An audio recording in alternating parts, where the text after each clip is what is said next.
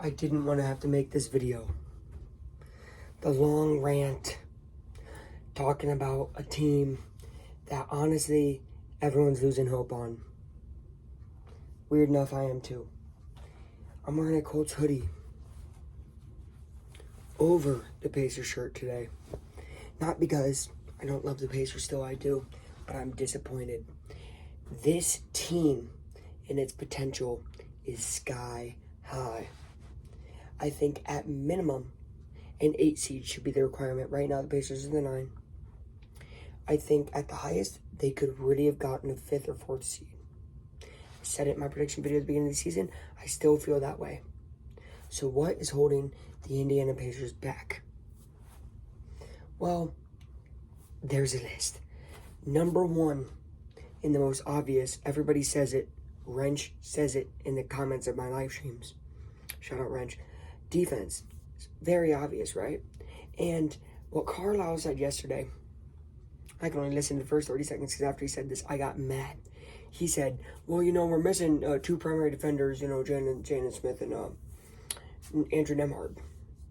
Bro, first of all, Nembhard's a great defender. Smith, really more of a rebounder. Isaiah Jackson's your great defender. And I don't know why he's not starting every game when he plays like he did yesterday. I've given up on Miles Turner as much as Isaiah Jackson. I like Isaiah Jackson more. So, should Isaiah Jackson be getting more minutes when Jalen Smith comes back? Probably. Is he going to? Probably not. The issue with lineups is my number 2. It used to be rebounding, but now Pacers rebounding the ball pretty good. Number 2 is my issue with lineups. Carlisle is putting in the wrong guys at the wrong time. If the bench unit's playing hot and they get it back to 4 points, let's put in the starters. No, let the bench get that lead back up. Then put in the starters, let the starters finish it off. Don't put the starters back in when they're down by 4, 5, 6. Because that's not the guys with the momentum. Number 3, rebounding. I know I said it's not as big of an issue, but it still is at times. If Isaiah Jackson's not on the floor, the team struggles to rebound. Obi Toppin, pretty good rebounder. Other than that, though, Bruce Brown, pretty weak rebounder. Halliburton, obviously, not that great of a rebounder, averages about 5 a game. He's great at the dimes, and all that stuff. But that actually brings me to Halliburton at our 4th spot. And it's not Halliburton himself, but it's film breakdown. And this might be a big chunk of the video, so sit tight. Guys, why do the Pacers beat a team the second time they face them always? Why? Well, here's a big reason. Number 1 reason, right, was defense for the Pacers. So during practice, when the Pacers are playing each other, 5-on-5 scrimmages, whatever, even if they mix up the teams, it doesn't matter.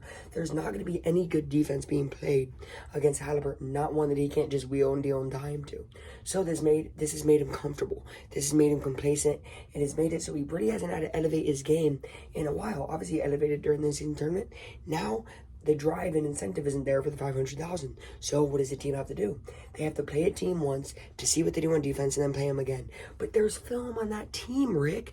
And this is really part film breakdown, part 5 too, which is Carlisle. Dude, what are you doing? What are you doing? This is awful. You're out here trying to show defensive schemes to your guys. They should just be playing defense, number 1. Number 2 is with that in the film breakdown is Pacers don't give effort the first time they play a team. No. Like on Wednesday, they played the Hornets. They lost in devastating fashion. I am 99% sure they will beat the Hornets because they played them before, because they know what to do. But you lost. You lost to the Wizards the second time you played them. Why? Because now there's film out on Halliburton. There's film out on this offense. So now this offense has to adjust. Basically, to sum it up, what happened to the Suns? If you remember, the Suns had a 7-second offense. They were balling. They got to the playoffs. They got killed because when they had to slow down, they couldn't slow down. Shout out Steve Nash. Halliburton's the same type of player. Carlisle needs to fix himself. Defense needs to do better. Rebounding needs to do better. And most importantly, Pacers, show some freaking heart out there.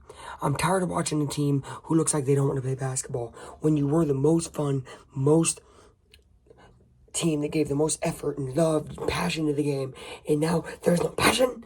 There is no glory. There's no whatever. You've seen the video. There is no passion. There is no vision.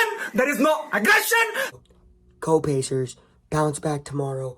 I believe in y'all. But please fix these 5 things. Remember, the 5th is Rick. Do better, Carlisle.